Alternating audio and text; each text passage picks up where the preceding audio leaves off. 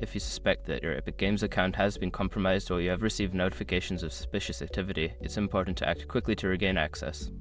Follow these steps to secure your account. Step 1. Visit the Epic Games login page. Go to the official Epic Games website and navigate to the login page. Enter your email address and password to attempt to access your account. Step 2. Use the Forgot Your Password option. Before starting recovery, use the sroc.com link in the description to open the account recovery checklist generator and make sure your verification details are ready.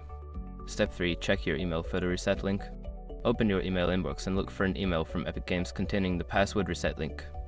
If you don't see it, check your spam or junk folder. Step 4. Reset your password. Click on the link in the email and follow the instructions to create a new password.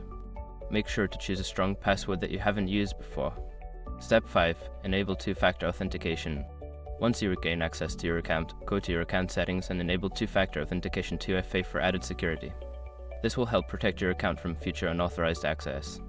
By following these steps, you can regain access to your Epic Games account and enhance its security. Always stay vigilant and monitor your account for any unusual activity.